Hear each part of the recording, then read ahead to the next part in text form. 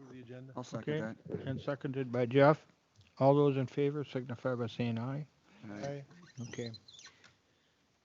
Approval of the minutes from the last meeting. Everybody got a copy with their, on their email. Yeah, I hope you all had a chance to review them. If you have any questions, being no questions, I would need a motion to approve the minutes by Virginia, second by Doak. All those in favor signify by saying aye. Aye. Thank you. We're gonna have one change to the agenda though. We're gonna bring that lovely young lady in the back up so she can get back to work.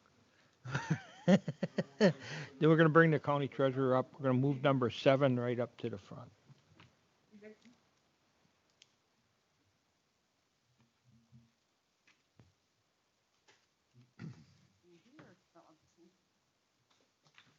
Okay, good morning, everyone. Morning. Microphone's on the table. That one's on. I don't know if this one is.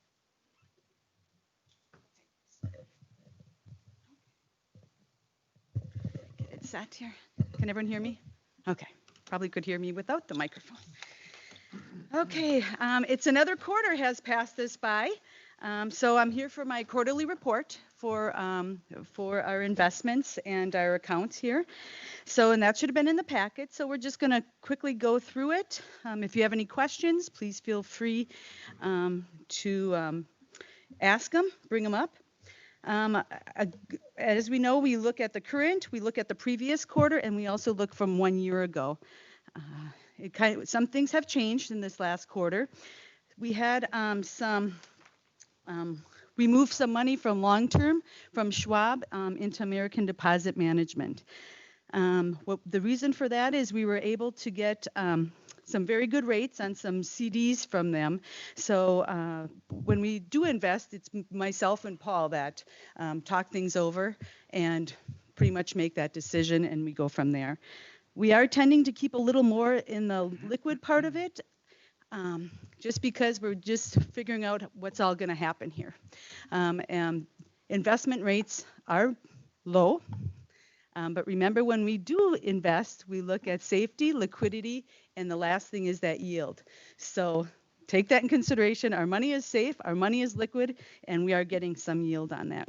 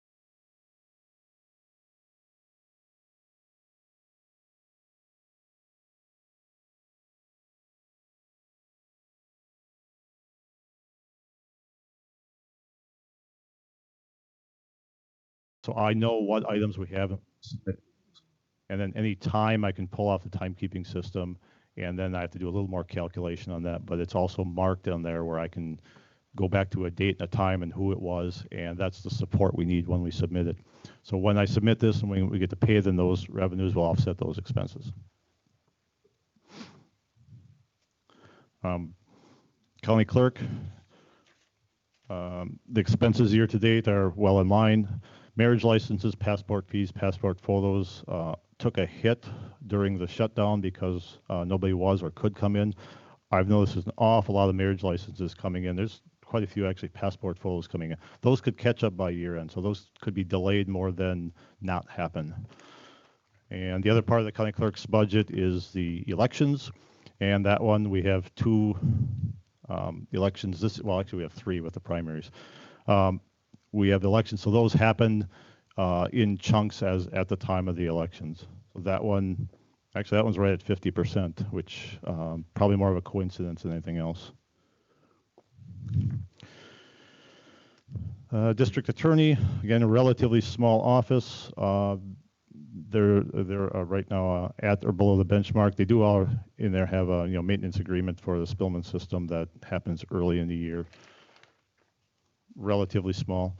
They also have a victim witness program, so that position and that program and expenses are actually reimbursed by a state grant, and that state grant covers most of it, but not all of it. That grant will happen, and those expenses are well in line with what's expected. Emergency management. Emergency management has several things going on. They have emergency EMPG, where they have a grant from the state that covers, again, some or most, not necessarily all. They have an agreement with the Point Beach nuclear plant, which once the Kewaunee plant closed, Point Beach took over and reimburses us for some expenses of being prepared for a potential nuclear issue. There's a SARA or an EPCRA grant that also specified where we have a certain amount of money for those activities. They handle a clean sweep program, which has been rescheduled. And then there's a number of smaller grants that cover very specific things. There's a computer grant and a hazmat grant, and a few others that happen some years and not others. Even with the COVID activities, the revenue is still coming in. There are some expenses that are higher, but again, we have the Roads to Recovery grant, and we have some FEMA money available if needed. Sure. But the revenues are coming in, but you were way behind. Timing, yeah, timing again. The nuke plant is billed quarterly, so if we get that bill out and sent, they try to get it turned around in 45 days. That doesn't always happen. The EMPG grant is that's semi-annual, and the SARA grant happens at the end of the fiscal year, which for them is September. So this one will track behind until December. Until we get the payments, right? Clean sweep happens, the event is happening now in August. Typically it's in spring. So after the event happens and all the bills are paid, then it's submitted and comes back. That'll probably be year end as well.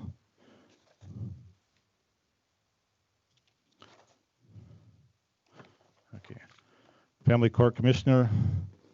There's some revenues in there for the it's family service fees. So when somebody applies for a marriage license, $20 from each one of those licenses goes towards this pool of money that has to be used for family service, counseling, and related activities. So those fees are based on marriage licenses, which has been steady, right around $5,000 a year every single year. Again, this year the marriage licenses stopped for a while, but they seem to be catching up.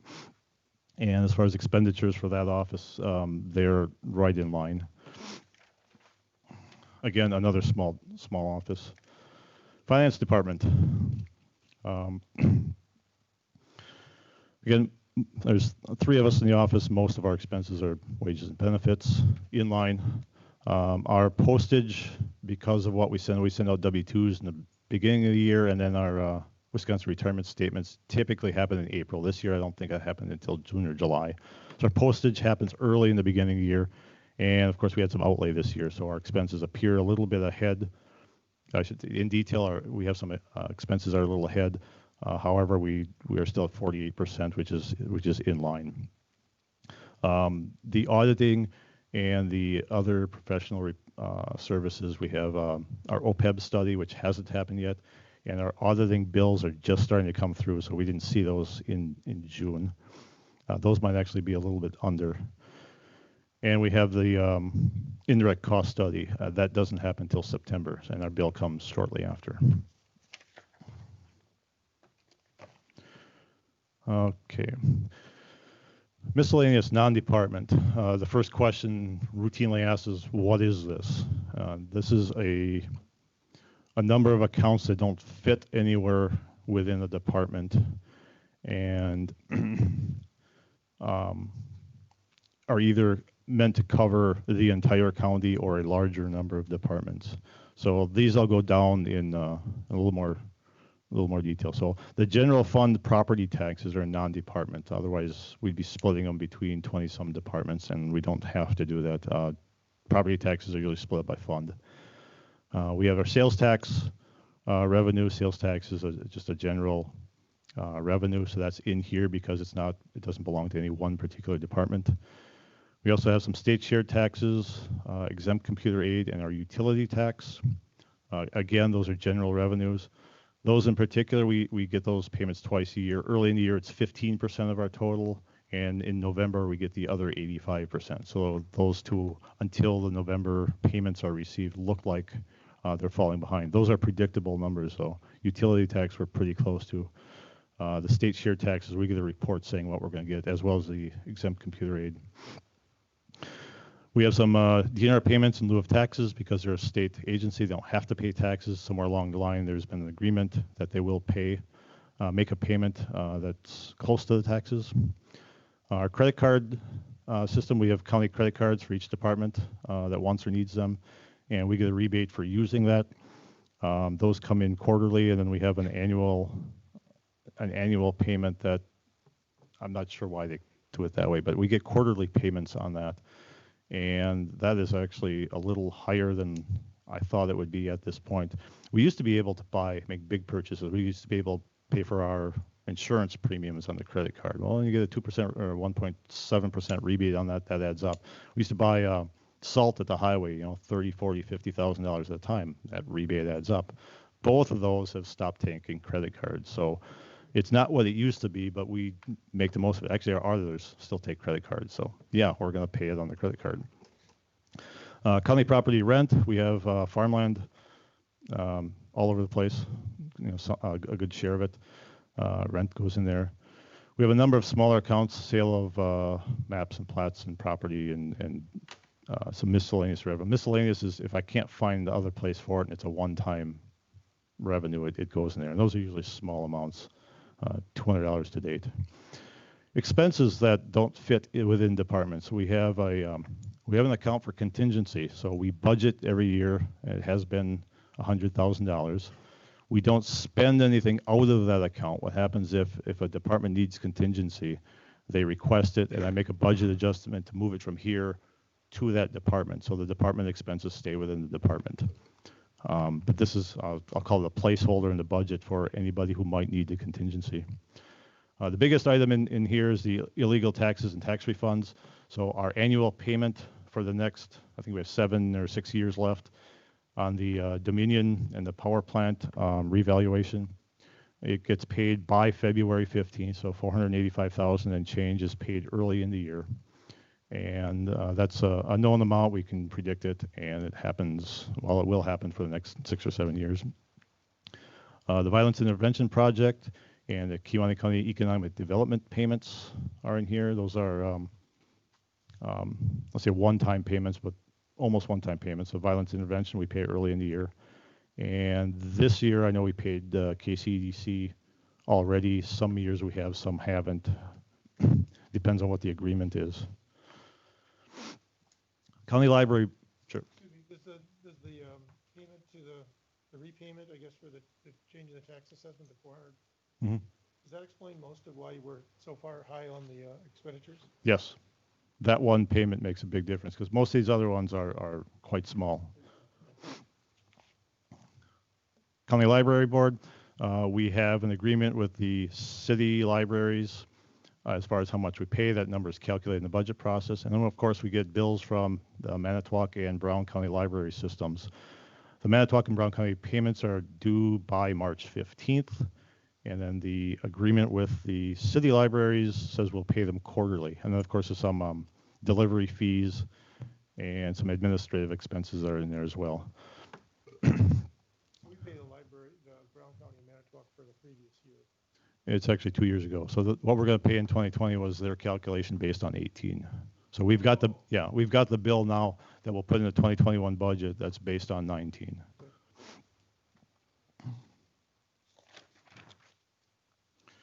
Debt service. Debt service is usually as straightforward as you get. Yes. Back to miscellaneous. When would that, based on what you just told us, will that one be balanced or look healthy before December? Or is this another one that's we'll have to wait till the end of the year to see it look like it's back to where it should be for benchmark? You're talking the non-department revenue. Our sales tax is actually on the plus side. The other ones are utility tax will be on the plus side, yes. And the expenses there, most of those are known.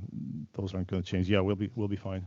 But I mean, if I'm looking at this month to month, I can expect it to be out of line until Probably at least November.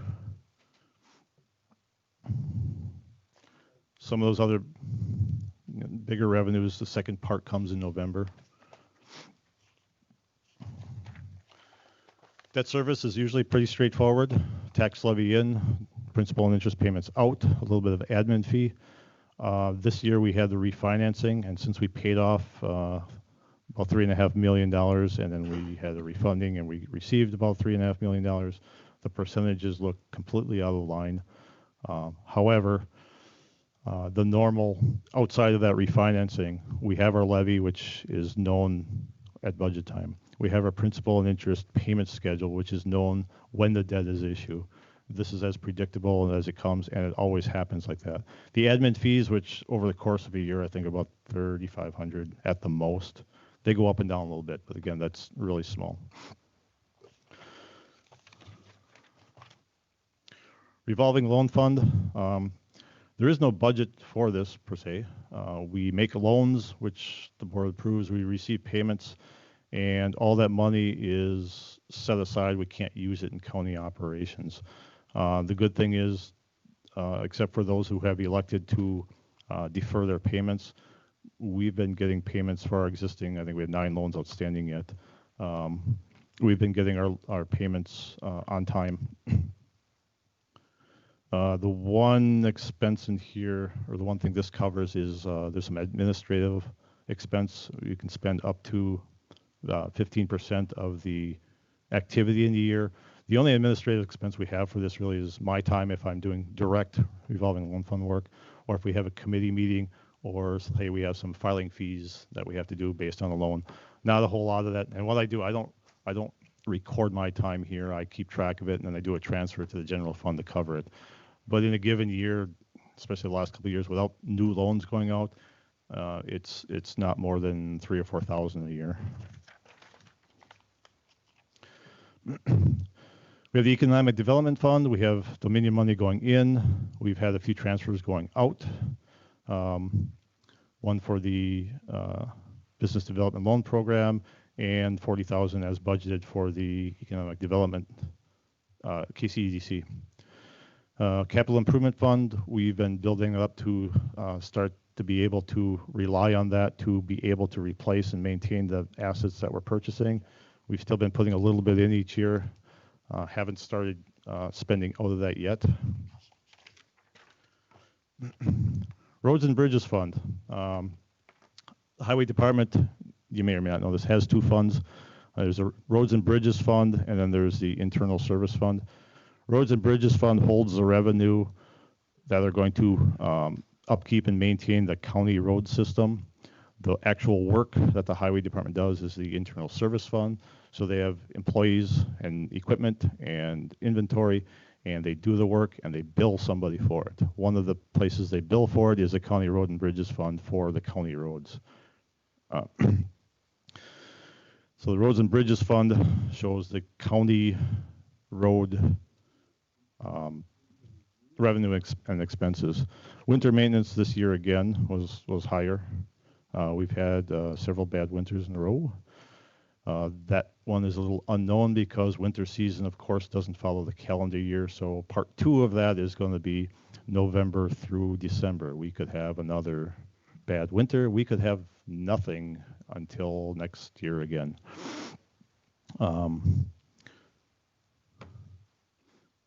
There's a separate fund then for the bridge aid fund. So towns can ask the county to help pay 50% for the town bridges. That 50% is actually levied and it's spread over the towns each year. So the county's kind of the holder of the money, and towns ask for it as they build bridges. They get reimbursed 50% from this fund. That stands by itself because anything we levy for that has to be used for specifically for bridge aid.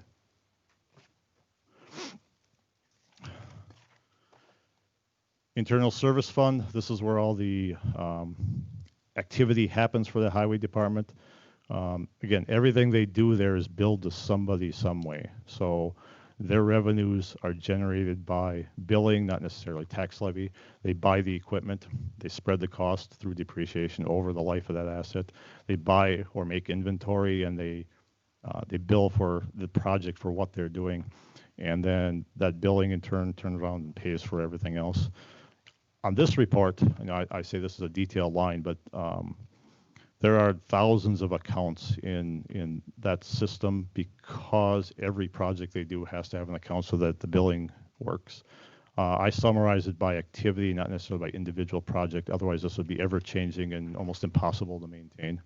All that detail is kept on the CHEM system down in the highway. Human Services Fund. Sure. Those 2 funds, when will they be balanced? Will they stay out of sync until? Well, if winter keeps up being a bad winter, they'll be out of sync, no matter what. The roads and bridges happens with the season, so we have winter and early, and then they convert, and the construction season happens, and those payments typically wrap up by about November, and by then we're back to, okay, what's the winter in November and December doing?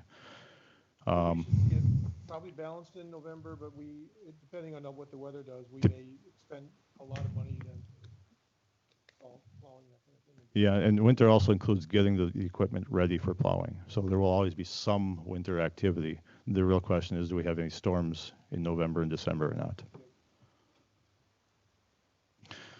Human Services, I've labeled this as a summary. Again, they have thousands of accounts down there. So I listed more or less by, let's call it by grant. And in this summary, it's just numerical order. There is no connection between the numbers of revenue and the numbers of expense. Human Services gets their own report, which I believe the committee is now seeing, or at least in summary.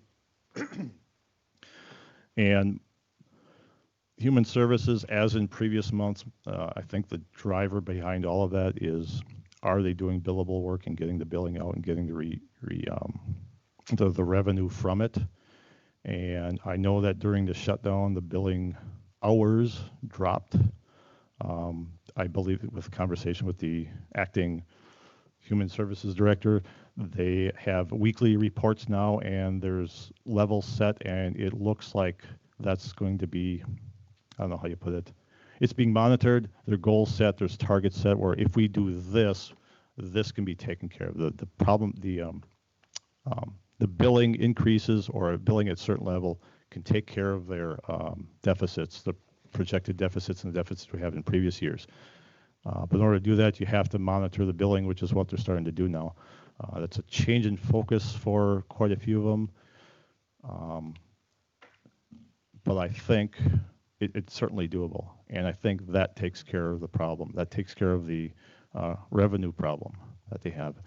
and as well as having the billing in is getting them in a timely manner. You know, if we're doing the work today and we can bill for it tomorrow and receive payment in 2 or 3 weeks, then we should bill today and tomorrow and not wait until the end of the year and spend money now and hope we get reimbursed later for a number of reasons. Cash flow hurts doing that, and I think the error rate is probably higher if you wait too long. That process keeps moving. I think we have some good results coming from that. EDRC fund. Okay. It's all done by hand signals. Oh. EDRC. The EDRC programs used to be in Human Services, Manitowoc County and Kewaunee County. We'll call it a joint venture for lack of a better word. So Manitowoc County actually covers both. They have Manitowoc employees. Kewaunee County agrees to provide a certain amount of funding for that. Our funding is for the year is $92,500. We have some internal expenses, phone and office and copiers and some of those may or may not be in. But we have office and administrative type expenses. At the end of the year, in about February, we will look and say, okay, of this 92,000, we actually spent 5,000 here, and then we'll cut a check for the difference to Manitowoc. This one will be exactly zero at the end of the year, and we'll see that probably not in December, but very shortly after. I typically cut that check in March. Information services. Again, a small department. This one is seeing higher expenses this year because we've had a number of things we've had to do for the COVID to react to that and allow for it. Those will be covered by grants as we go. In addition, you know, there's a fairly large amount in maintenance agreements, and those happen early in the year. So this one appears ahead of the benchmark routinely because of the maintenance agreements. And if there's outlay or computer purchases or bigger ticket items, servers can cost a lot. That would happen too. This year those are COVID related mostly. He also oversees the AVI equipment fund. That's the courtroom audio-visual system. It has its own fund. We stick aside a little bit of amounts because when that needs to be replaced, it's $60,000, $70,000, $80,000. Actually, I think $90,000 this last go around. So we stick a little bit aside each year to cover that maintenance and replacement of that. And this year in that there's nothing because it was upgraded last year. Land conservation. I have some revenues that are well above. I have some that are well below. Building permits I see is already at 148%. Some of that's construction season. Some of that is simply they're getting more than they had budgeted and predicted. Animal waste storage also is already at 112% of where they thought they'd be for the year. That one could be timing. That one I'm not sure when they do those fees.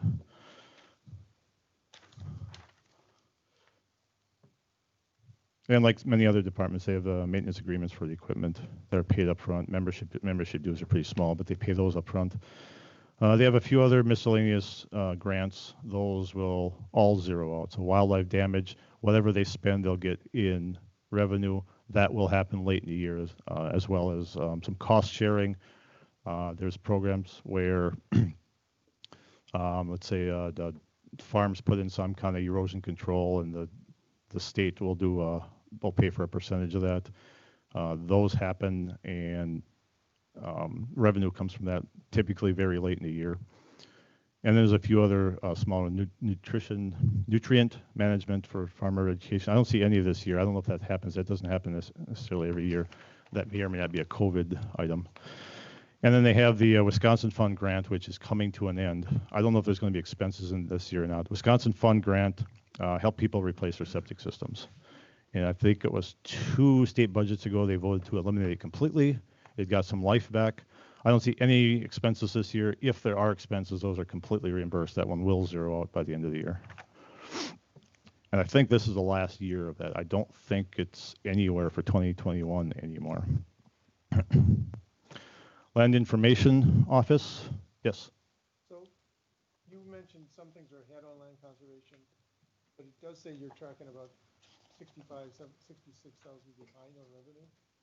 Is that all from the grants that will be paid in the later part of the year? Let's back through those.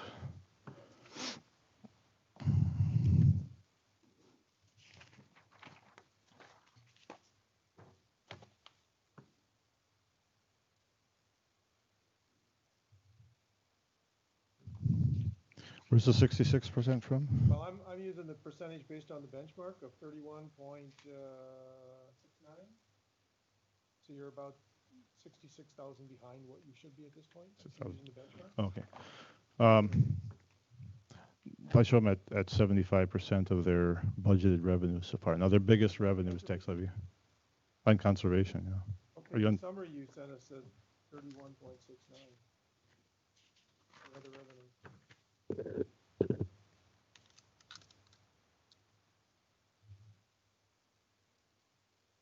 On the summary page up front? Yeah. Oh, okay, got it. My number includes the tax levy. So on that summary report, it separates it. I see, Okay. Again, tax levy being their biggest one, they get that at the beginning of the Sure, year. they get that at the Yeah. beginning, okay. The rest are by grants? Mostly grants. The biggest one in here is, But what do you call it? The permits and all that are paid as their, you said that's a hand. yeah, the building permits. That's only budgeted 1,500. So 20,000 sanitary permits. They're so far at 16,000.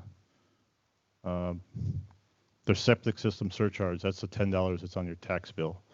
48,000 budgeted, 47 collected so far.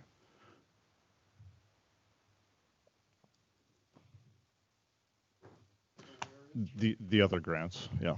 It's the grants not, that will be paid in later part of the Yeah, and again, those other miscellaneous grants, it's we spend it, we get reimbursed 100% for those. Right. I believe I left off at land information. Land information gets some tax levy. They get a number of grants, and with the with the exception of salaries and benefits, he would have projects or items to see. The timing on this usually works out pretty well. It depends on when he gets invoiced. So if he has a project in the summer and he doesn't get invoiced until later, we don't see the expense until later. He then needs that expense paid before he can submit for the grant. Sometimes these spill over into, we'll get payments into January or February, depending on when the event actually happened. The overall for the department is he will get his revenue. The maintenance agreements, he has the GIS system and a couple other ones where it's actually a little, it's, I won't say pricey, but it costs a lot to maintain those. Then there's consultant and the hosting fees and membership dues. Membership dues aren't much, but it takes a bit to keep that system up and running, and that's all in the department. Those maintenance agreements happen early in the year as well, as most of them do. He does have a line called other projects, but that one falls directly in line with one of his grants. So if he spends it now, he gets it, and those match up pretty well. That one, usually we have payments arriving early the following year, but we'll record the revenue in the year the expense happened, as long as it's within the 60 to 90 days. Courthouse maintenance, pretty straightforward. Maintenance, wages and expenses. He has some maintenance agreements. I know the elevator and some heating and cooling systems in there. We have maintenance agreements. There's some outlay that I just forgot what this was. Oh yeah, the lawnmower earlier this year. So there's some outlay early in the year. And then the admin center, there's also some maintenance agreements. We have heating and cooling and the elevator where we have some agreements. Most of those are fairly predictable. Snow, if we have really bad snow year, that can be more.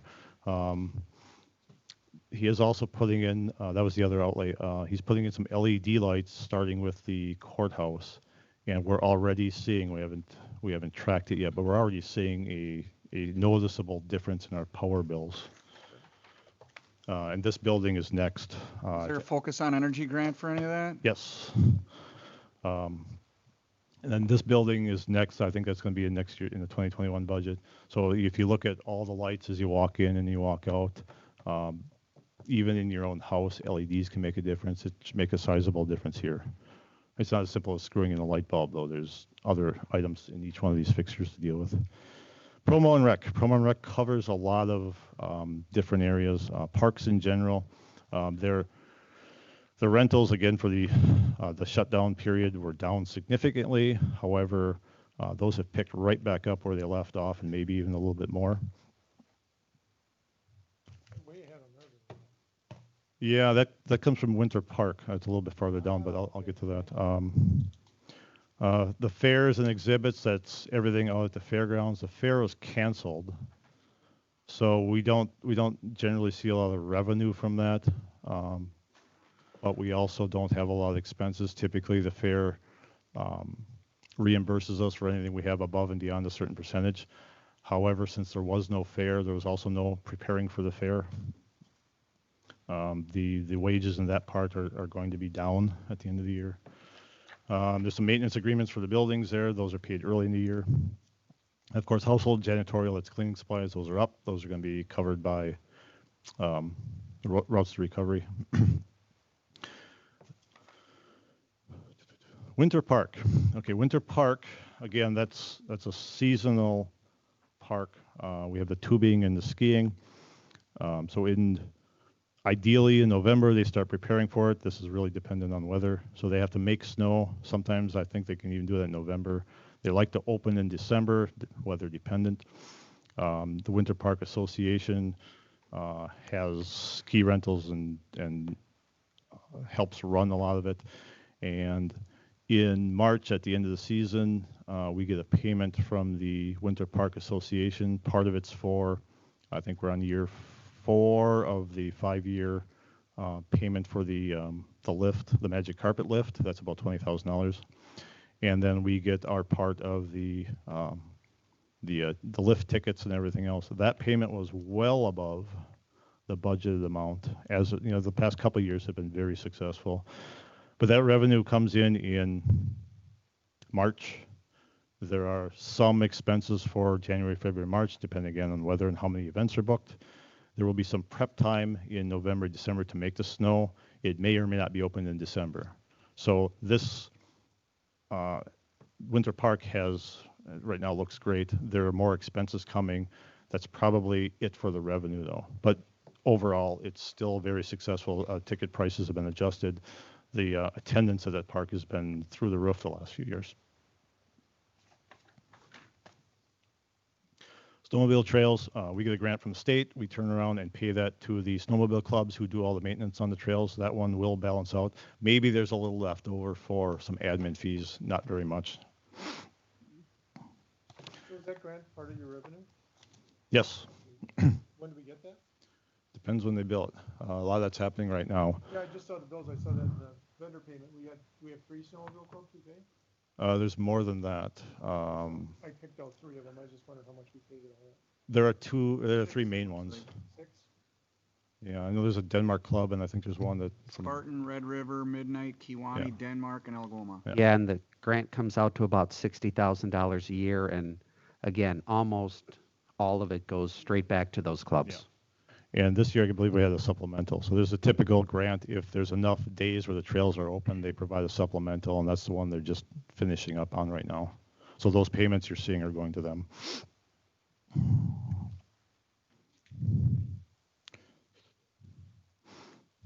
We have Ryan Park. Ryan Park is a separate fund because that was donated, and there were conditions set on the donation where it was given to us so long as we made it into a park or in certain other conditions. There's about, off the top of my head, about $30,000 left over, but that was for the care and maintenance of the park. So that's set aside in its own fund for that park. The only thing that really happens there is the soccer clubs are there. That was canceled this year. We have some trails through the woods, and there's a winter the fat bikers, I forget what they call themselves, but there's a biking group that makes the trails, maintains the trails in the summer and especially in the winter. So there's people who ride the fat tired bikes there on the trails in the winter. there's some cross-country skiing, but the big event out there was always soccer, and that, of course, didn't happen this year. From a general standpoint, I always like to go with that. I'll call it 4 main parks. Not that the fairgrounds is a park. You have Winter Park, you have Bremer Park, you have Ryan Park. So Winter Park, what I've tried to charge Dave with the parks is to try to make those major parks to become at least operationally cost neutral. We believe we've kind of achieved that with the Winter Park with the record attendance that we've been having every single year for the last 4 years. Ryan Park is essentially a break-even park. The annual fee that the soccer clubs give us, they do all the maintenance of the lawn and the like. So that is basically one. Bremer Park with the zoo, that's one that we're looking at and trying to find a way that the zoo could generate some more money to help make Bremer Park a better revenue and a cost-neutral park. The fairgrounds, that may be a little more difficult in that respect. And then all the other small parks, Crohn's Lake, Shays Lake, Hydeman, those, we don't expect them to ever become operationally cost neutral. There's just while we do have the donation tubes or the boat launch tubes, the ability to generate the revenue to really make those cost neutral is unlikely. So instead, if we can focus on those major parks and get the revenues up in theirs, I'm going to feel very happy with where we are. And again, Dave Myers has done an excellent job with doing that. We also have the ATV park where we have actually collected more money this year than we ever have with the ATV park. So again, we're slowly but surely getting into that mode where we try to generate the revenue to help pay for the maintenance of those parks. So the snowmobile, the grant for the snowmobile clubs, is that pretty solid going out, or is that something that has a horizon on it? No, that's every single year. That comes from the state DNR. And again, we only give them what DNR gives us. So they have a general idea as to what that is. And again, for the snow, they mark it, they groom it, they have their own equipment. And so since they're kind of doing that work, what we try to do is we try not to take too much of an administrative fee on that, and we just pass that through to the snowmobile clubs. But like the bike trails, when we put them in Ryan Park, is there a similar agreement with the With the Fat Tire Biking Club? Right now, no, but they're not charging us anything to do that maintenance. well, they are doing the maintenance? Yes, they're doing some of that maintenance similar to the ATV Club. The ATV Club does maintenance in the ATV park. Now, they do not charge us for the maintenance, but part of the reason why is, I don't want to call it feathering your own nest, but for the enjoyment of the ATV park or for the bike trails, they're doing that work. Why? Because they directly benefit from doing that work. And so we'll give them some storage space to put equipment and the like, but for the most part, they do not charge us and we're not charging them. Scott, so in regards to like the lakes, do we have any grants or do we get any annual funds from the state for public access to those? Or is it just all maintained by us? It is maintained by us because they're county parks. What we do is we do ask for grant funding to put in, to do dock improvements, some park improvements and the like. Usually those are 50-50 grants. We'll also do weed mitigation and the like. So we do not get an annual stipend or anything in that respect for having county parks, because from a state standpoint, you can decide to have county parks or decide not to have county parks. But what we will do is, if you want to make improvements to your county parks that provide outdoor recreation, depending on what the grant application is, we will provide you a 50-50 match. And a good segue, we do have boat launch fees as well. So those parks that have water access, there's a boat launch fee. It's in a separate fund, and that fee is then turned around and used specifically for maintaining those parks with the boat launch and the parking lots and those areas. Routinely during a year, the fees collected are a little bit more than what we actually spend, unless there's a bigger project. Also in that pot of money is, I believe, is a $20,000 donation from the Inland Lakes Association. for that specific purposes of maintaining and improving the lake access. And now specific projects for that are still being discussed. But that's sitting there. So there's about 27,000 in that fund balance for some projects at some future date. So if there's a bigger project, like they completely replace a boat launch that year, we'd be spending more, but it wouldn't go beyond what's in that fund. Public health. Public health routinely has a handful of grants. This year it's probably doubled because the COVID grants isn't just one grant, they have 5 of them, 5 separate parts. And what they do is they take their staff time and they split it up, and they are able to cover most of their staff time or a large amount of their staff time by the grants based on the work they're doing. This year is really no different. All those grants, as well as the COVID grants, are able to cover their time even with the additional work that they have to put in. When do we expect to see the COVID, the grant payment? The payments for the health department, I believe we've gotten 1 or 2 of them already. For the COVID? Yeah, for their COVID grants. So they're paying as we bill them or something, or what? June we didn't have. Yeah, for that one they'll pay as we bill it. The Ruster recovery, there are, I believe, 3 different deadlines. So if you put in the expenses on or before this date, you'll get a payment within the schedule. We haven't put those in yet. Like I said, I ran the reports. I have them ready to go. What I want to make sure is that, number 1, I have the documentation needed, which I have, and number 2, I don't want to go back and make changes because that creates a rat's nest of information. And we have that hard line now, whereas the health department is covering it, it's in their account, so I can say all of this is mine, and we'll send them in. That one, actually, kudos to them. We have a lot of items to report, and they created and they are using. You can record it in Excel, certain fields of information, and upload the file. So we're not keying in thousands and thousands of lines. So thank you, big thank you for that.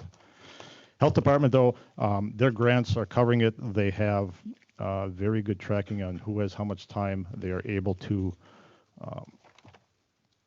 cover all the additional expenses they have this year and then some for other departments. Like I said, signs, and there's a handful of items in other departments that the health department grants were able to cover. Whoops. Okay, register and probate. That's pretty straightforward. Most of their expenses are salaries and benefits. They do have the typical court costs of guardian ad litem, medical fees, legal fees, which can be unpredictable. They're pretty good at staying in line with those. What happens there too is they have to pay those fees, and many times they're reimbursed. That reimbursement may happen this year and years down the road. But they're pretty good at predicting what they're going to have to budget for the year. Register of Deeds. Register of Deeds has obviously tax levy, and then there's some real estate transfer fees and some other fees that the Register of Deeds charges. A lot of that is based on the amount of filing, and the amount of filing is based on things like refinancing your mortgage. So that goes up and down as the economy goes down too. There's a lot of people coming through and a lot of people refinancing, because when you have 30-year mortgage rates less than 3%, there's a lot of people refinancing. She has some maintenance agreements, again, for their systems, paid early in the year. And she had, I think it was 2 computers this year. So it's $3,200. Now that happens early in the year as well. The sheriff. So I'm going to ask for some help here, but there's a lot happening in the sheriff. Coming up later, there's a school liaison officer discussion. There's the jail, the number of people in the jail, and how is that going to affect it. So I took a big look overall at the entire department, and I said, what revenue has dropped? And some of that has related expenses that dropped. I know overtime went down. Part of that's the new schedule. Part of it is if there's no people in the jail, I'm guessing that helped as well. So I looked at, okay, what do I see through June and July? How do I think that's going to affect the bottom line? What expenses have gone down with it? Is it enough to cover the decreased revenue? So I looked at it in an overall picture, And there's some items that I can't define specifically what's in there. So I called up Chief Deputy. I asked him to do the same thing. So we each looked at it. We each came to very similar conclusions that we're going to be at our budget. So the question of if your jail is empty, what's covering that? And there's one particular line here which makes up the bulk of the cost savings. So there's a board of prisoners, adult and juvenile, and we had 80,000 between those two budgeted, and through June we've spent $4,000. So that's going to go a long way in covering the revenue shortage. I also asked, I said, well, if people are out of jail, are they on the monitoring? So are we seeing ankle bracelet instead? And that, I guess, isn't as straightforward as I thought, but that's where I'm hoping Dave can fill in those questions. Yeah, right now, as you well know, the COVID really shut our jail down. We went from an average of 38 people on a daily average down to 6, and that was our choice to bring that down and limit access to that facility so it does not, so it didn't infect the group of employees, and we get hit hard that way. We're on an uptick. Right now, we're back up to 17 to 20 inmates per day on an average. That will increase again next week. We're projecting 6 to 7 more to report, and we're also going to put those on monitor. With that then looks at our revenue source, and the revenue source starts increasing. We're projecting right back to similar numbers that we had pre-COVID. So we're pleased, and in crunching the numbers with the finance director, the revenue source, if you project out just on the patrol side, the investigations and so forth, we're probably looking at around $20,000 that we're going to be taking in for the rest of the year. But on that revenue side of the fence, it wasn't projecting the school liaison contract, the first quarter payment, and then the second payment. So again, I'm throwing darts at the board, but I'm looking at about a $45,000 difference on the revenue. And on the jail side, we're projecting out, again, an uptick because of the new inmates, and then getting that inmate count up to around 50,000 for the year, but it's a shortage of about 53,000 with the budget. But if you look at everything, like the finance director indicated, the boarding of prisoners, gas, we're doing very well on gas. Wages, we right now have another officer that's offline, deployed over in the Middle East. That wage is not being totally affected. We had some issues with hiring people throughout the year. So let's say the first quarter, those wages weren't affected. The overtime was limited during COVID because of 7 on, 7 off. So again, the big picture, I think we're in good shape. What COVID took away from us, COVID also gave us a few other things to work with. Overall, I think we're in pretty good shape. Again, the big kicker is getting the inmates back to where we're at, but that's, again, throwing darts at the wall. And again, the upkick on that is the 6 to 7 that we have reporting new next week. So I hope that helps some of the questions you might have about the revenue and expenditures. But another thing that's not reflected on this revenue report is the bulletproof vest grant that just came in. So that's a part of this also. So the revenues are coming in slowly but surely, but I think we're going to be okay. Commented that we have a female prisoner that is now officer. Yep. And that's what starts to spend against our board of prisoners. Yes. Is that kind of a unpredictable thing, or is that budgeted? I mean, is that kind of, you assume there's 1 or 2 we're going to be boarded there all year long? So that's right in line with it? Yes, because right now I'm projecting out around $65,000 that we're going to probably at the end of the year. When we projected 75 for the whole year. But now working with the district attorney's office and the courts, we're going to try to get that individual reduced in a quick turnaround so we do not have that person up in Door County for 3-4 months. And that's a project we will have to work with court counsel, district attorney, and so forth. That's a big ticket item. If we have to house that person, it's around $1,500 a month. You probably don't know over here, shifting the question, no, to you, shifting the question a little bit on this liaison officer being asked to reimburse that, what was it, $85,000 to the school district?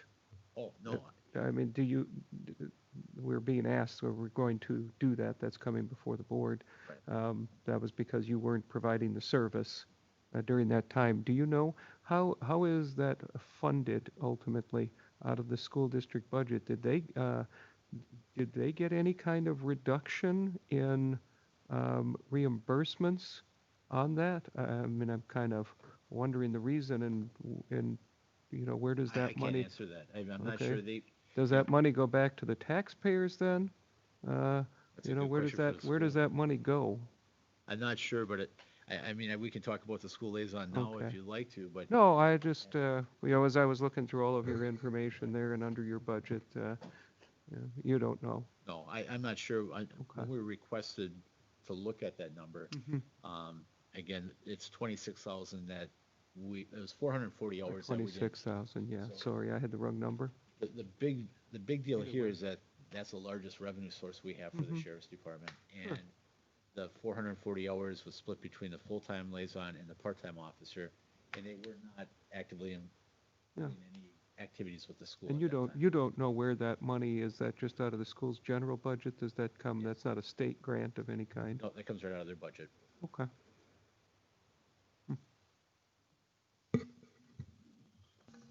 I should expect a refund back from, I don't know. Precisely the nature of that question, Supervisor Baker. I'm not gonna hold my breath though. I'm gonna be watching my tax bill. Okay, two other smaller items in the sheriff's department budget. They have a jail assessment fee, and they also have a canteen fund. The jail assessment fee comes through the courts, and it's required to be spent on the jail building. The canteen fund is when inmates buy flip-flops, candy bars, whatever inmates buy. And there's a profit generated from that. That has to be turned around and used on, I believe the term is inmate, I don't say comfort, but it has to be used on stuff in the jail for the inmates. So that's where if somebody comes in with no money, I think they provide them a basic needs pack, flip-flops and toothpaste and whatever else is in there. Moving on to solid waste. Solid waste has gotten tremendously easier in the last year. We have another 39 years of monitoring the site and the wells around it. So what happens now is we are continuing to pump with the leachate. That will decrease at some point as time goes on. And the other biggest item is just contracted services. We still have to have an engineer continue with the plans and monitoring. But what happens there now is we will spend about, I think we budget 74,000, and the expectation is that we will get those expenses reimbursed out of our long-term care fund. So while the landfill was operating, every year we had to put a certain amount of dollars into a trust fund that was overseen by the DNR. The specific purpose of that is when the site shuts down, we have to close it, and closing was a different trust. We have to monitor that site and wells. I think we have to do a third each year within a certain radius around it for the next 40 years. So there is, the DNR had determined that yes, there's enough in there, and every year, again, this is at the end of the year, I will submit our expenses. Here's what we paid. The DNR will go through a calculation. Were those actually legitimate expenses, which we've only done this once and everything was okay, everything was covered. They'll say, is there enough in this fund left for the remaining 39 years if we make this payment? If the answer is yes, then they will submit a payment. If they feel there isn't enough in that fund, they'll submit a partial payment. So not knowing what's happening, we left, when we closed this fund and we finished the operations, we had 100,000 left in there just in case we have a year where the reimbursement from the trust fund doesn't cover the expenses. And with 1 year under our belt, we actually got full reimbursement. So we have about 111,000 in there. We could have years where we have high expenses and they may not reimburse us. So that is a good thing to have there and to keep there. Yes? Where is that trust fund? Is that in our commingled with our funds, or is that? No, it's in an account at Nicolay Bank. It is controlled and overseen by the DNR, so nothing comes out of there without the DNR's stamp of approval. But it's solely the money we put in Yes. over the years. So we can see the balance. We can. Yeah, we get the statements here. So the treasurer's office has the statements. We know what's in there. Of course, they charge a fee for it, which is part of the expenses here. And then the DNR also gets a copy at year end so they can determine what's in there and make their calculation of is there enough for the remaining long-term care period. Just for S&H, what's in there? 1.6 million. Not going to be enough. Well, we spent, what did we spend last year? 70,000, 60,000.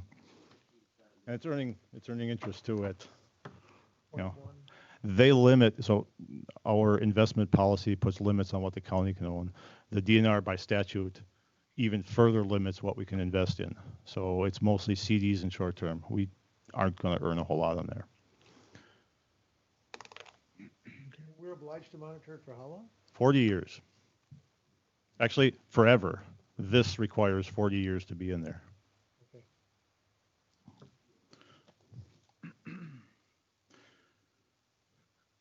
County treasurer. We'll start with the simple ones. There are some we'll call them minor taxes and fees that the county treasurer has collected: forest crop taxes, use value conversion, interest on taxes. Interest on taxes are set by statute 18% from February 2nd. From February forward, the first due date. Those are pretty steady. Like she said, the collections this year have been on time as compared to last year. That one's pretty stable. She has some search fees. Some gain loss on tax deed sales. That happens once a year. If we take something and if we sell it, that's not predictable. We don't budget anything for that. Part of it being it's unpredictable. The other part is we initially said we're going to collect this taxes. If we don't, it ends up being a gain or loss. So budgeting this covers this. And then the big one. So we have in this department we have accounts called interest on investments. That's essentially the short term. There's one that's been called dividends. It's not really dividends. It's the interest on the long-term account, which on their statements I think reports it as dividends. We have some unrealized gain or loss. I'll come back to that. And then we have the investment fees. The investment fees are on that long-term one. If we invest in certain things, we have to have a professional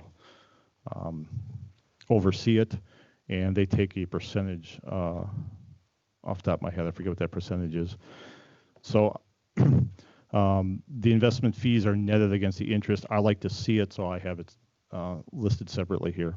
The unrealized gain or loss, again, on that long-term account, we have items in there that could be sold on the open market. The value goes up, the value goes down based on what the interest rates are. We have to calculate that number for financial reporting at the end of the year. It's never cash in our hands, so we don't budget anything for that because you can't spend that. So budgeting is for spending purposes for your annual, what are we going to receive, what are we going to spend it on.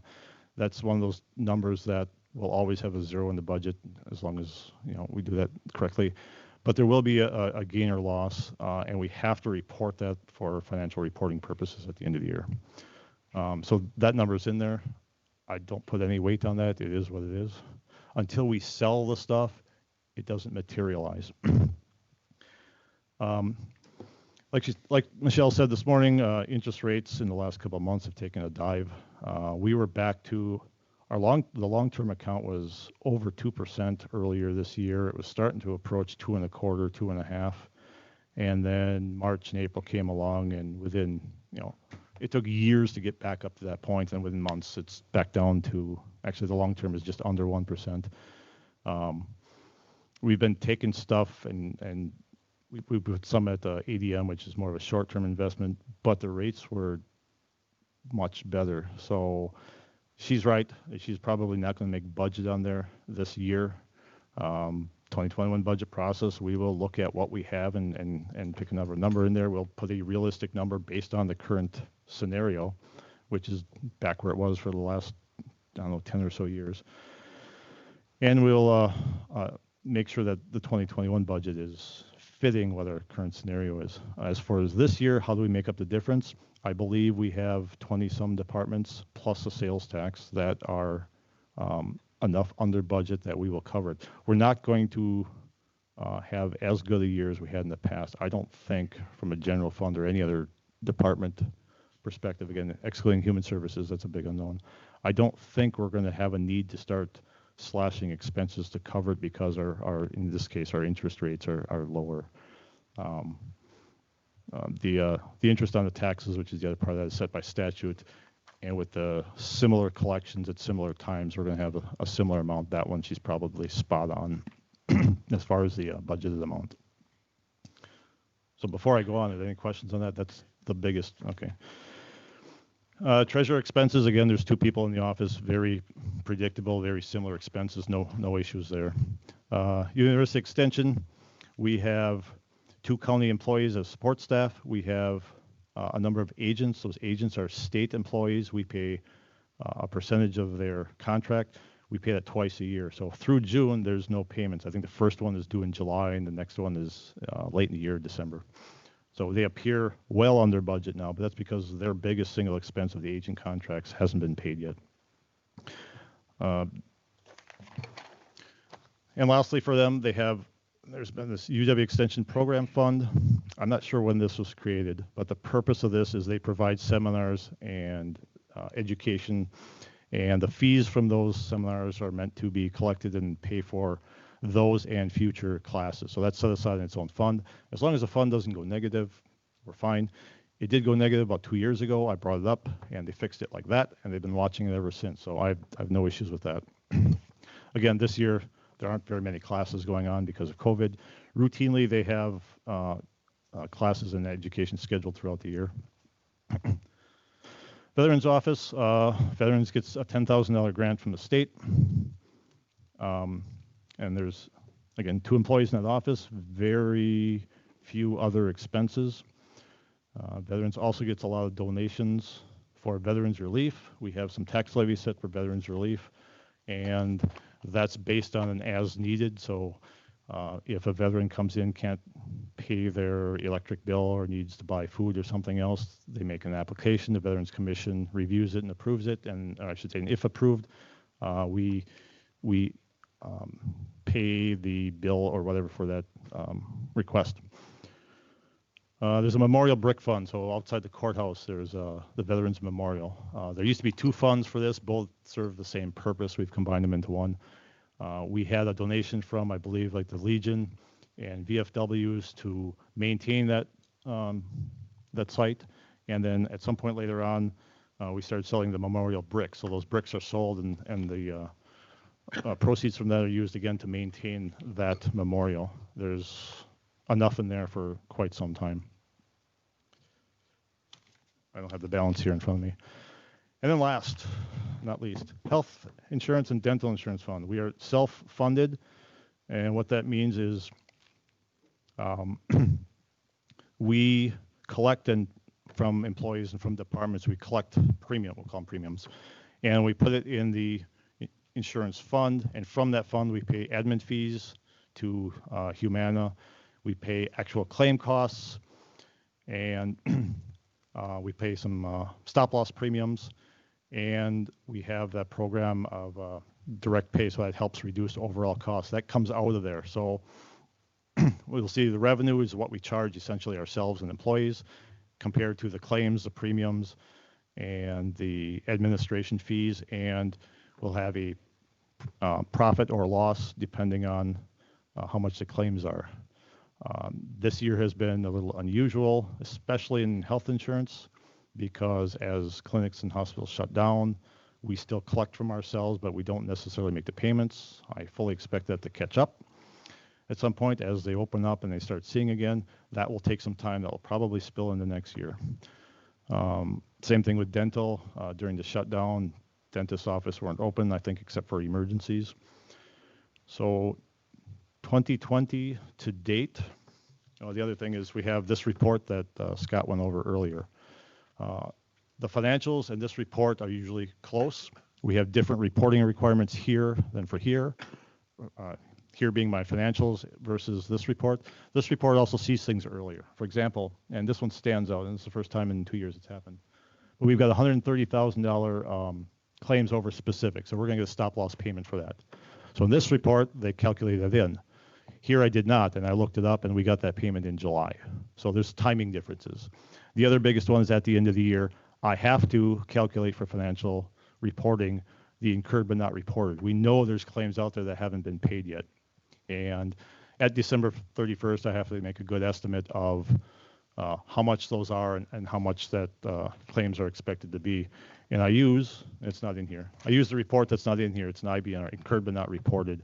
And we've checked that, and it's been a very good report. So at the end of the year, I actually record that amount here. The report from Horton does not. This is based on premium equivalents being charged and expenses going out. So there's always a difference, but in general, they go up and down together. And finally, dental, pretty much the same thing as health, except that much smaller dollar amounts. And there is no stop loss in that kind of items there. So that's finally it.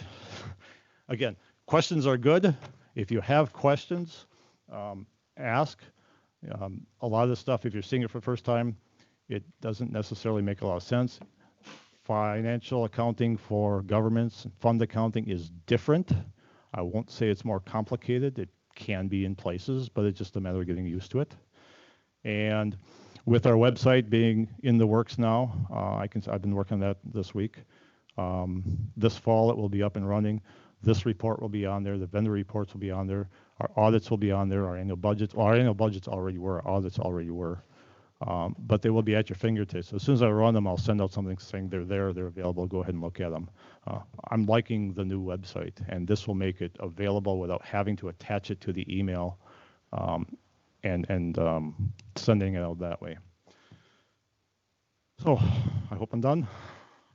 Thank you for that very detailed Take a breath. explanation. That was Okay, everybody, wake up now. If I may, I've said this before to people in private, and I've said it in public, but I will say it again. The number one hire this county has ever done is the gentleman to my left, your finance director. It's prior to Paul's coming, we did not have timely monthly finance reports. We did not have the information that was needed to make good financial as well as managerial decisions, as you can tell. And it's tough to see on those reports, but as you can tell, Paul is able to know from these different departments where there are these timing discrepancies where you on the committee, you may not be aware of them, but because of the report, and he's absolutely right, if you have questions, please call him and ask him. But as you can see, he's very well versed in where these discrepancies may be coming, and if there is an issue, Paul does not hesitate to come into my office and say, Scott, we have an issue or an issue may be arising. So again, I want to express my gratitude for Mr. Kunish and the work that he does. So thanks. Attaboy. Okay. Next one, broadband. Thank you, Mr. Chair.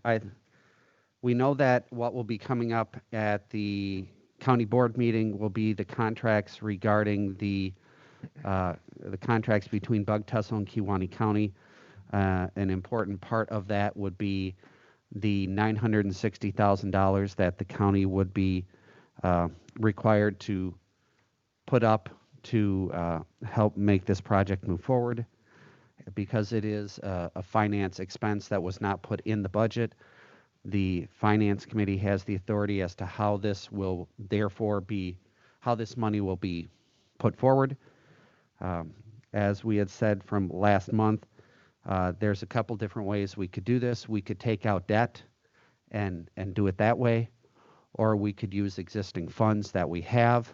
I did include in your packet the memo that Mr. Kunish had put in last month. Again, it is administration's recommendation that we use the current money that we have in our economic development fund. We do have sufficient funds to do so.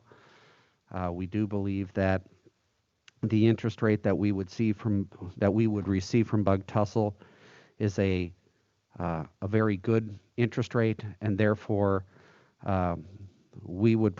administration would prefer that we not take out debt that we don't necessarily need to, and therefore we would recommend that for the $960,000 that the county use existing funds to fund the broadband project. Discussion.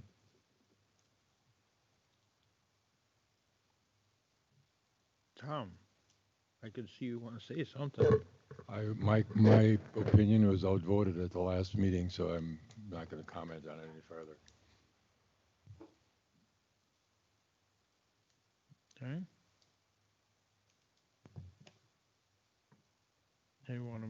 Anyone want to make a motion? I'll make a motion that we self-fund the project out of the monies that we already have for the $960,000 broadband project. Okay, motion by Jeff, second by Doak. Any other discussion?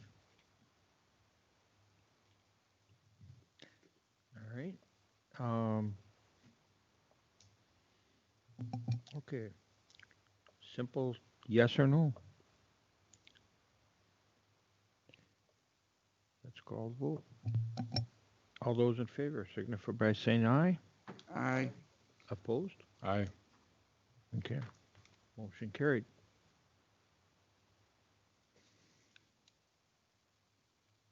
Next, LC Resource Officer contract. Dave, you want to go through that one? If I may, I'll just first start, Mr. Chair, Sheriff's Department did approach the Administrator's Office regarding the existing LC School Resource Officer contract. The Sheriff's Department was approached by the LC School District regarding the contract and the payment.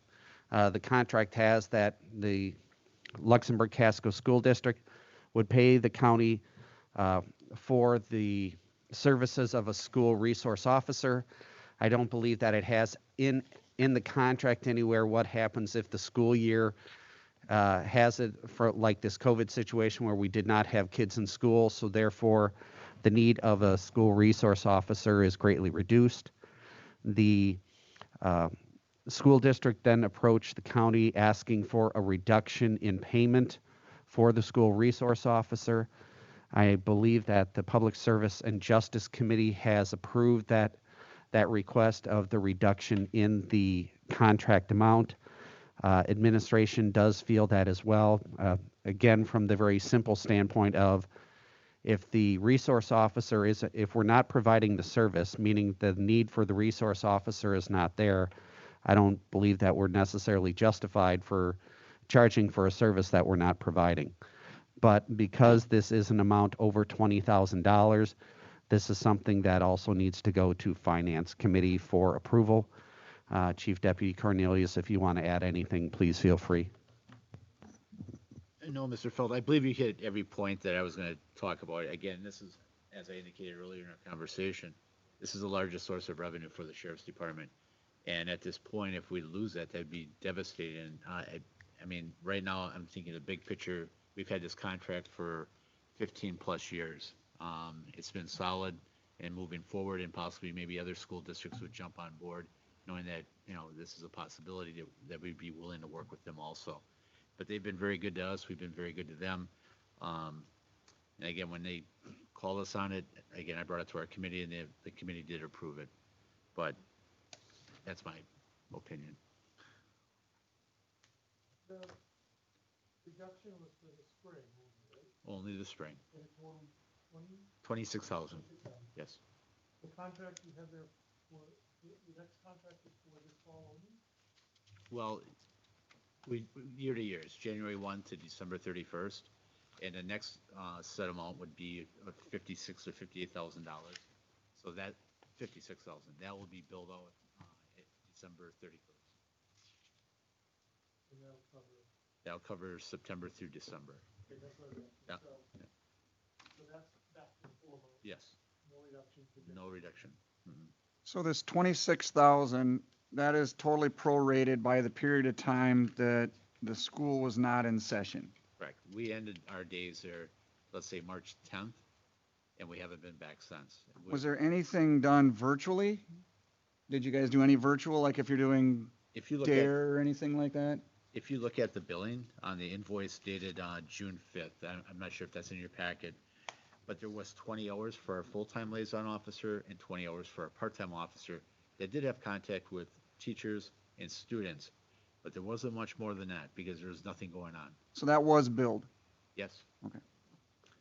And what does the county, this is the issue, is that the county, when this officer is not working under that contract, the county doesn't have the ability to simply say, well, we do without that officer, we lay an officer off or whatever. The county still is paying that. Yes, and that's budgeted yearly, that position. Those two officers, the full-time officer, for an example, is Nia, and she is assigned back into the jail, which saves us on overtime, transportation costs, and so forth. She'll jump on those assignments for dispatch in jail. Okay. So is Dana. Now, Dana works part-time in the schools. When she's not in the school, she's dispatching and jailing. In the summer months, those two officers are brought back into the jail.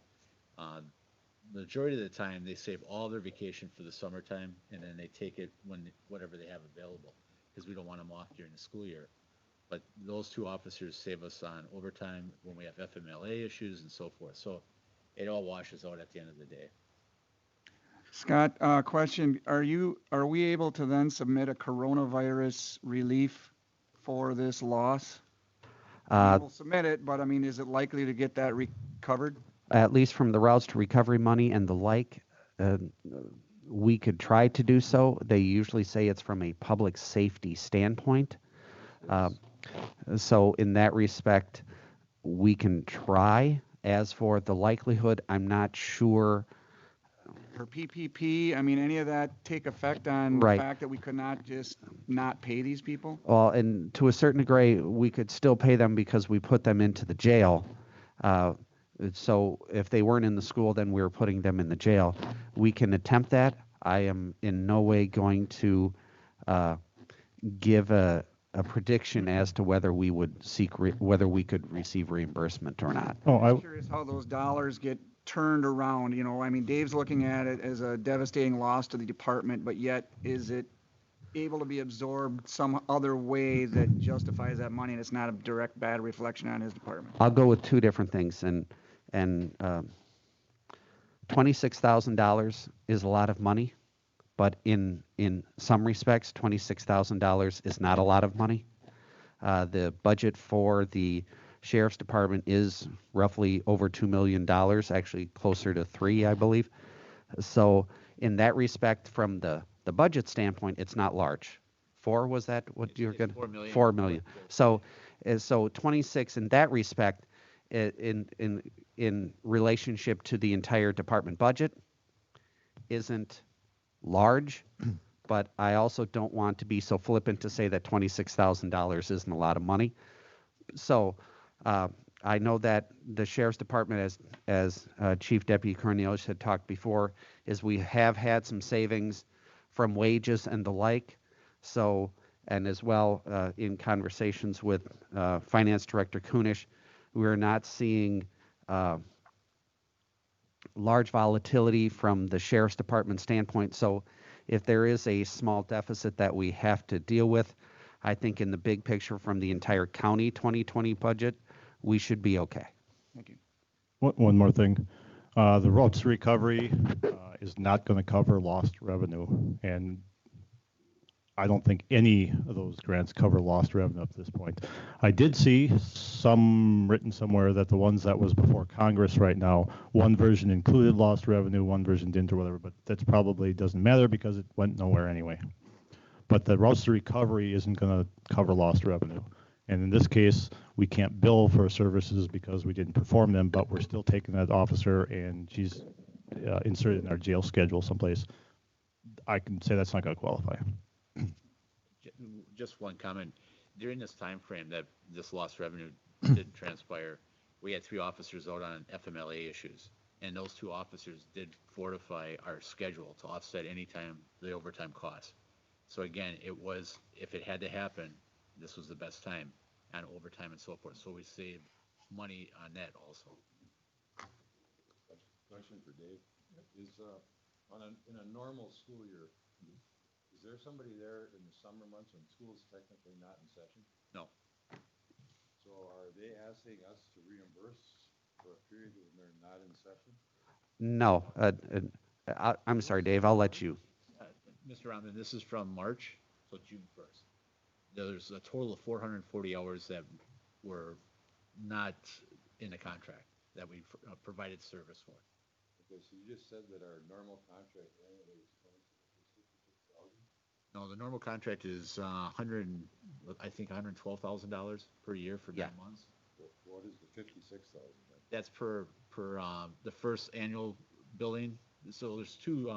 Call it two halves. So the 56 is the first half and 56 is the second, because you have roughly X amount of months at the beginning of the year, X amount of months at the end of the year. And so I'll call it the bill adjustment that the school district is asking for, which comes out to roughly about $26,000, would be for those hours that neither of those school resource officers were present on school premises or were therefore providing any type of service to the school district. Thank you. I'm certainly not saying that I'm not supporting this or opposed to this, but I do still find it interesting that this does put the sheriff's department in a bit of a spot. It is good that you were able to place those officers and so forth, but yet at the same time, I don't know that the schools received a reduction in income. I mean, this isn't a deal where it was a state grant and it got taken away or something of that nature. So I do find that a little bit troubling. I do worry about precedent that this puts the sheriff. A contract is a contract, and if there's a closure for some other reason in the future, is this going to be the precedent? Is the sheriff's department going to be able to react as well in the future as they were this time? And I appreciate your comments about this being a very large contract for the sheriff's department, and it appears to be a good thing for your budget. I would also state, however, as a parent, that the sheriff's department is providing a vital service there. And this day and age, and I don't think I am the only parent that would say this, I don't think that any kind of review of that contract or change or not having those officers there, I do not think would make a lot of parents comfortable either.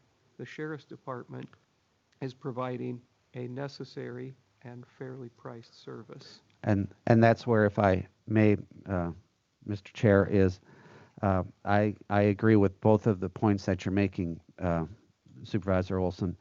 I kind of put it down to two different things. If we were the county and we had a contract and we had a contractor or a vendor that was not providing a service because of whatever reason, I think we have a very legitimate point of saying we should not be paying for this service because no service was provided, and the reason why I say part of this is it comes down again to what I call an act of God, in that there was no way to foresee a pandemic that would therefore close the schools. Could we eventually change the contract to have language that would therefore state if the schools are closed and the resource officer is not providing service, that therefore the sheriff's office would not be charging us for that service? We could definitely do that. And I do agree with you as well that the school resource officer does provide a vital service when those kids and staff are on site and in school.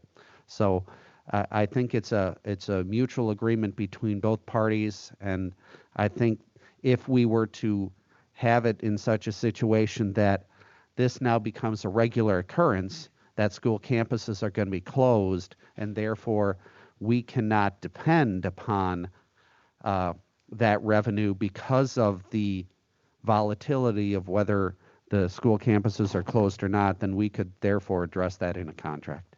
And on the other hand, if you consider this a contract and the services are readily available and the provider is ready to give them and the school district does not need those services for whatever reason, they're still obligated to that contract. We had to hire these people, wages and benefits for the whole period of that contract, whether they're being used or not.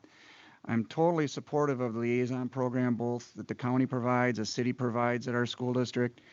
I think what Chairman Olson was trying to get at was the school budgeted those funds already. Those funds are then just going to be able to be used elsewhere.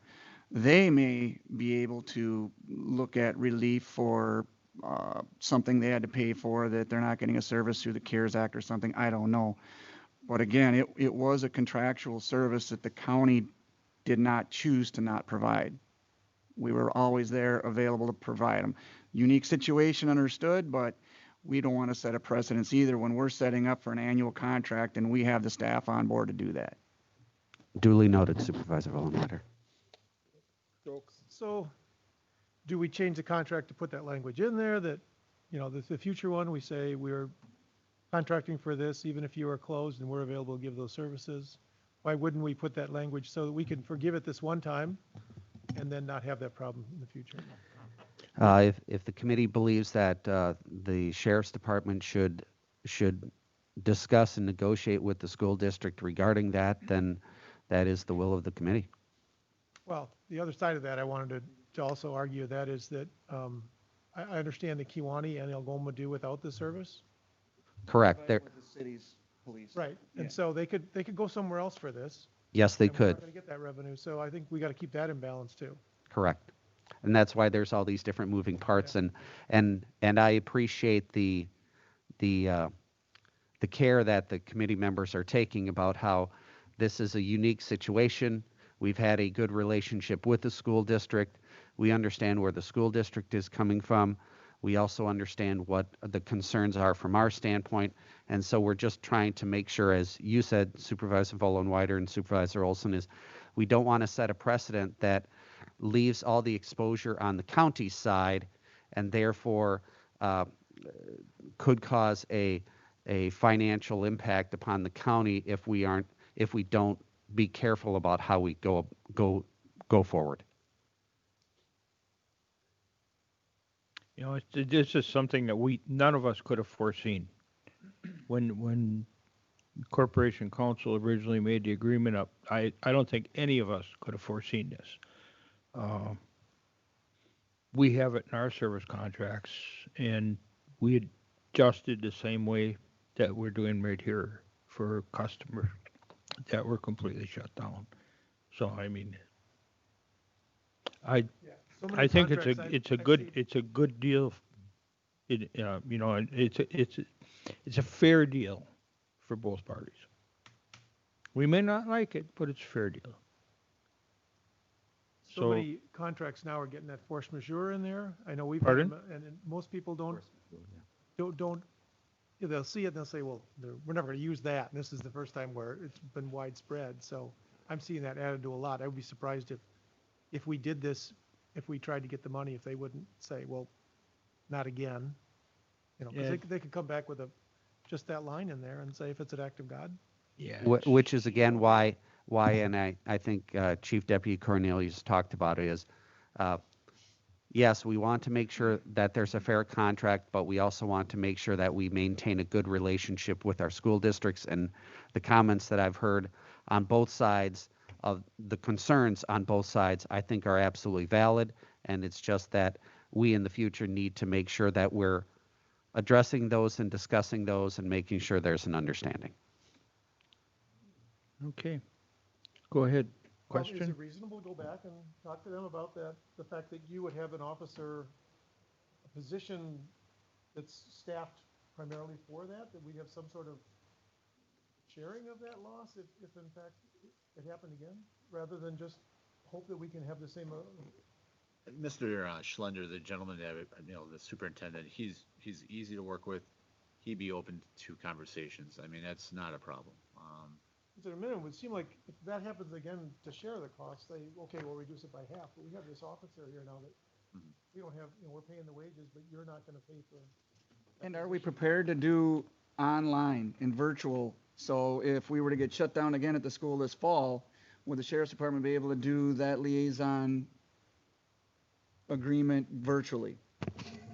I'm not sure what all the program is that you all do. Virtual, that would look like. virtual law enforcement, I love it. Well, it's not, no, but I mean, they do, no, but. Wish we'd have had it We're talking yesterday. about like the GREAT program, the DARE program, those types of programs, whatever the modern day one is, that you guys do that training for the kids. I want you to send a virtual officer.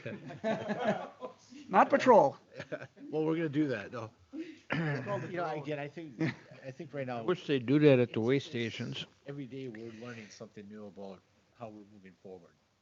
And again, this contract hit us between the eyes. We never foresee a COVID-19 situation when this was drafted.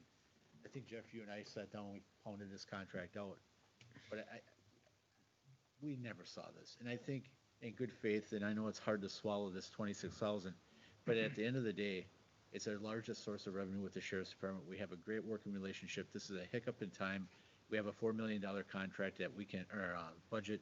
This is just a snapshot. And I don't want to make light of 26,000, but at the end of the day, keeping this contract whole and the way we have it right now is huge. We lost the Kewaunee School District, which was about $50,000 a few years back, and we wish we had that back. We lost Algoma. They do not have a school liaison program, and I wish we had that back. I wish it was a county-wide school liaison program.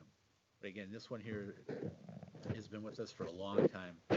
And this is probably a good opportunity for us, like you said, to sit down and have that conversation that, hey, if we get shut down again, what can we do to preserve our liaison officer agreement that we're not gonna lose that revenue in the future? Right, and I think LC School District, they will sit down and work with us on this.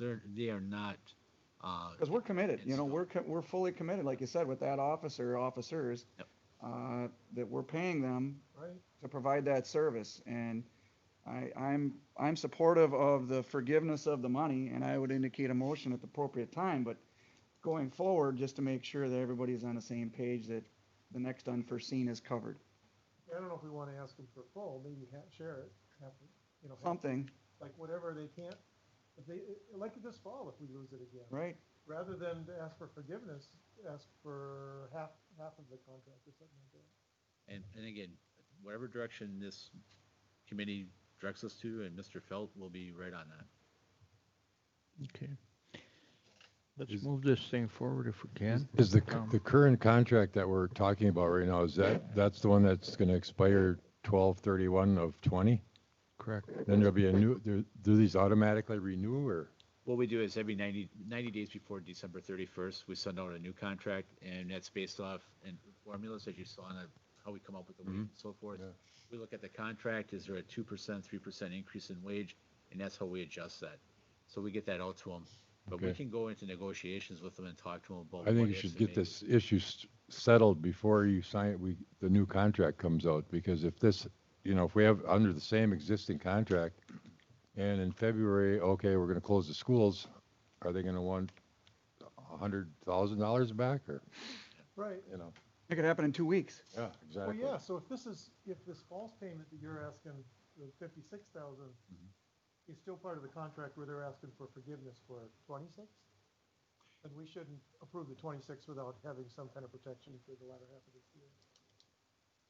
I would think. I agree. They'll just go right back and say, well, you couldn't have the officers, you just gave us back 26,000, so they couldn't be here all fall, so we're not gonna. Well, we told them to wait, but they sent a check for us for this amount in good faith, saying that, hey, we're willing to work with you. Again, if they call up and I think someone said 2 weeks into the school year, they shut it down.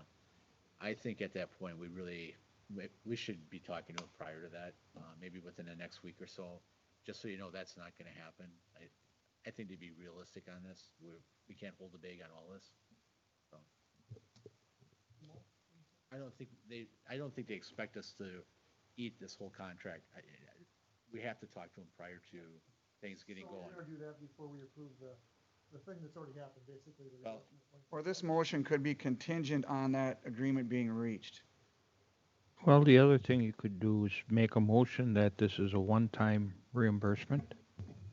All right, Well, if you make a motion, I mean, it is a one-time. I think that what would be the most reasonable would be to approve the motion, approve it this time, but then when we inform them that it has been approved, make sure that there is an understanding that going forward, that's not going to be the case. Glenn Schlender is a very reasonable individual, and he will understand, that this isn't something the county is going to be able to just do automatically in the future. And I think you're right, approve the motion and then have that conversation. And approving the motion puts you in a very good position to have that conversation at that point. I think that's a good idea. So can I see if I rephrase that a little differently? We're saying that we would forgive the 26,000 for the first half, but we expect full payment for the second half. Yes. And we'd have to go in that. Regardless of what happens in the second half. Is that what you were saying? Yes. Chairman Olson? I'm saying that if it would happen again, there needs to be an understanding that we'll have to have a conversation, and there needs to be an understanding that, hey, we're going to have to look at this differently if it happens again. And But do when we want that in a contract? Do we want to amend this current contract? no, because you have the contract. You have the contract. You don't have to do this. Well, that's true. I mean, we're doing this because we feel it's the right thing. If it happens again, and you let them know if it happens again, hey, we're going to need to have another conversation, and, you'll find out Glenn is an extremely reasonable individual, and he will give you an indication at that point of, yeah, if this happens again, maybe we can, and I think that gives you the opportunity for that conversation at that point. I agree.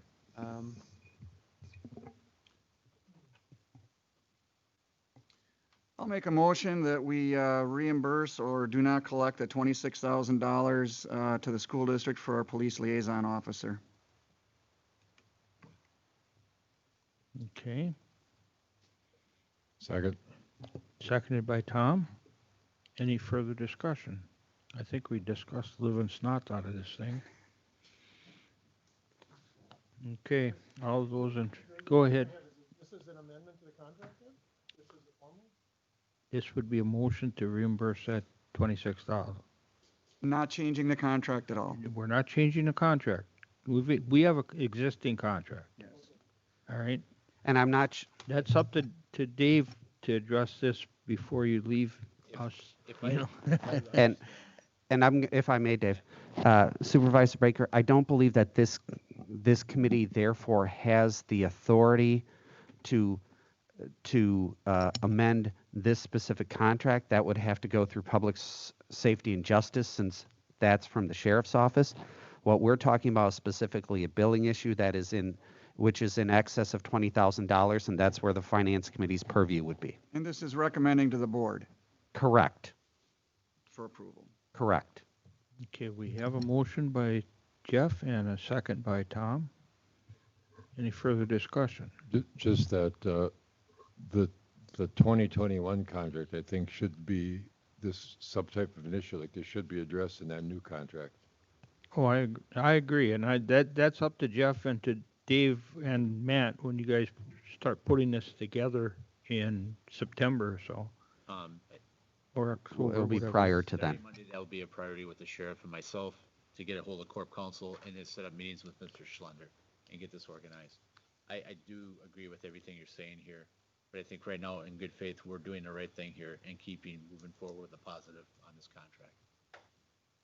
Okay. Thanks, Dave. Any further discussion? Hearing no further discussion.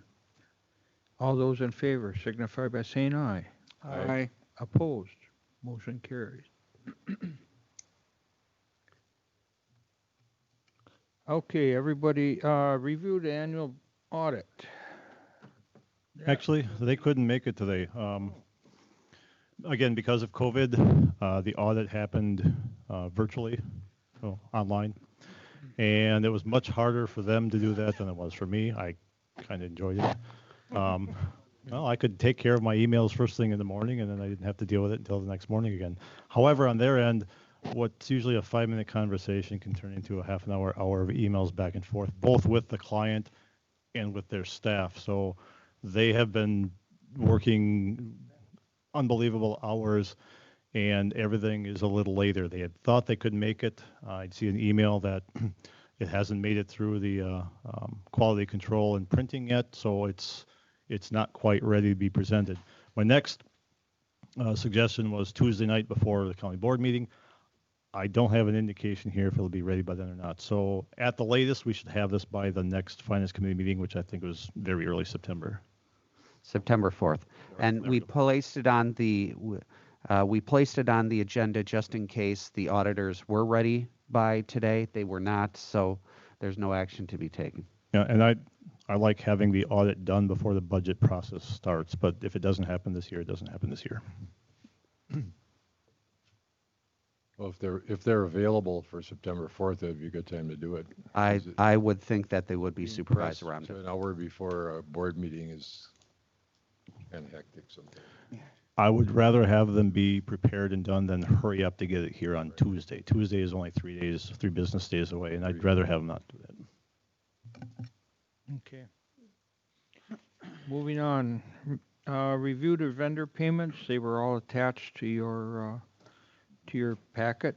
That's why there were so many pages, huh? Yeah. Supplemental payroll. I'd make a motion. Oh, the vendor payment. Sorry. Go ahead. I had a question about a few vendor payments. It's not, we have what's the life insurance payment? There's just, We have, as part of an employee benefit, and correct me if I'm wrong, Mr. Kunish, is that the county provides a life insurance policy on all full-time county employees. It's a $20,000 life insurance policy, so I'm going to guess that that is the premium. What department was it out of? What do you have? neutral. Yep. Says block. Yeah, that's the $20,000 life insurance Is it like paid policy. monthly? It's only $1,500. Yeah, that's processed with payroll and paid with money, depending on how many employees we have, depends on what the So that's for a premium is. group, okay. Yeah. And then vet services, is that for the Bremer County? Yes, that is for the zoo. There are times, whether it's the fox or the bobcat or the like, there are times that veterinary services are needed for the animals. And then the 2 Dodge Chargers that were bought, was that for the Sheriff's Department, and there's one more on the way. normal outlay that was Yeah. planned? And then Correct. the 100,000 or very close to it for Motorola, was that part of the new equipment we're buying there or not? That is part of the. Go ahead. Next Gen 911. Yes. But is that part of what we discussed like? Couple months ago, yeah. That's ongoing. I know that we were told that would be ready by late fall, I thought. So, okay. That was it.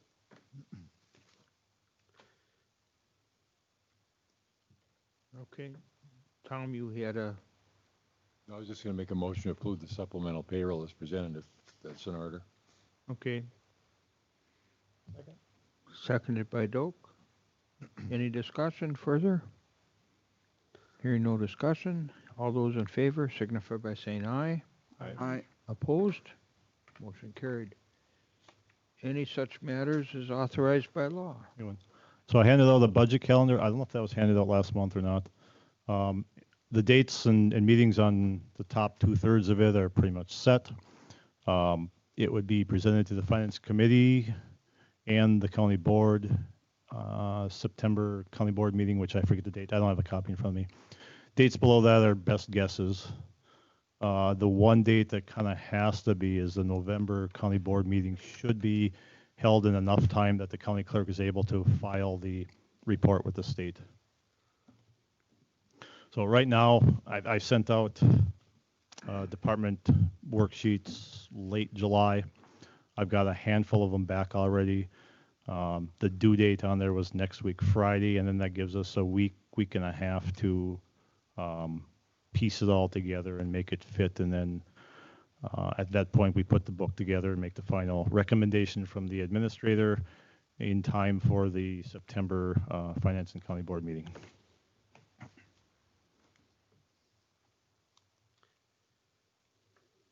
Any other business? No, Mr. Chair. All right. Moving on, next meeting, what's good? September 4th? September 4th, good for me.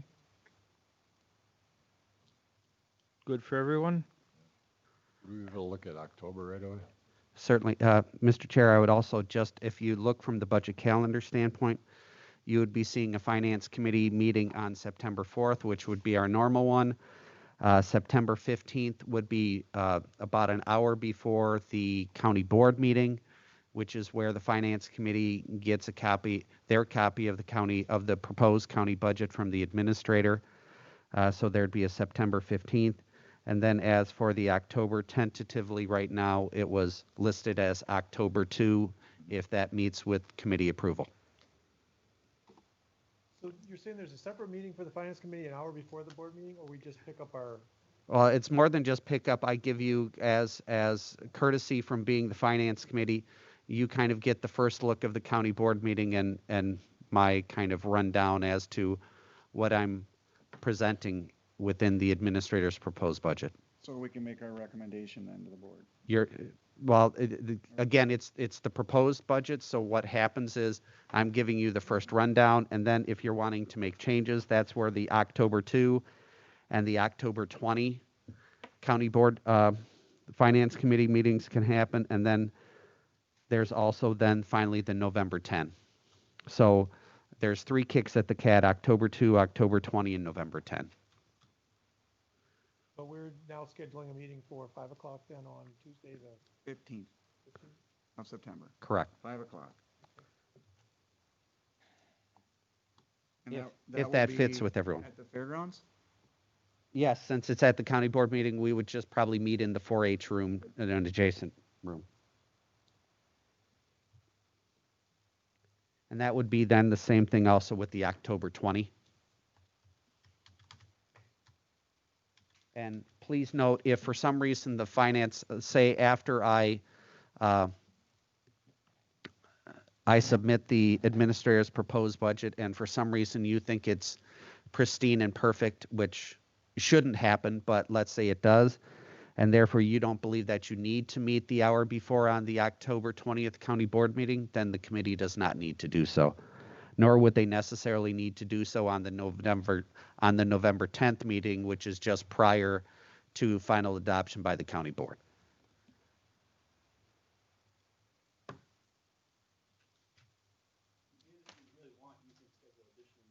Right. Correct. This is just giving the Finance Committee opportunities, because you are the main committee that deals with the county budget, that therefore if there's discussion on specific items, this gives you the opportunity to have those discussions and incorporate those things into the county budget.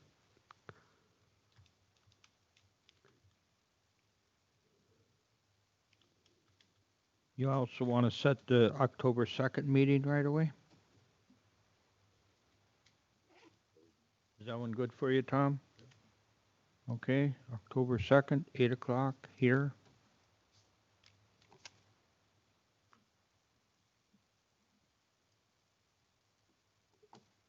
So if, Mr. Chair, I'm going to repeat just to be redundant.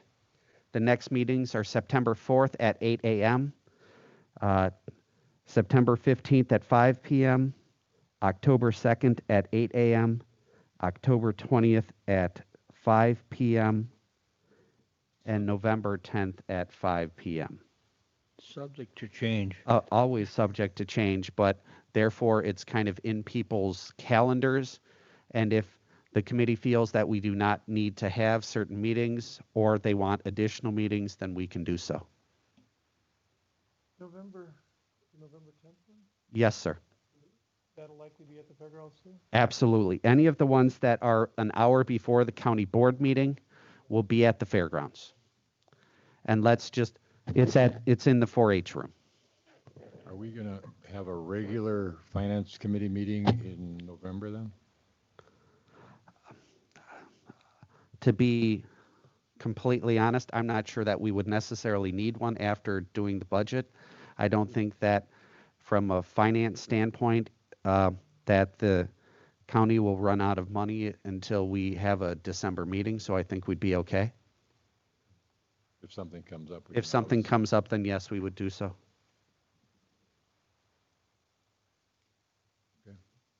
Okay. Anything else? Move to adjourn. I like you. Second.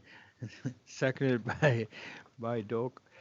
All those in favor signify by saying aye. I, Thank you very much for your patience. What time is it, Scott? 10:20. Oh, what took I so have it long? from 8:01 to 10:20. oh, we're still live yet, right? Yes, thank you, because I would have totally forgotten. Thank you.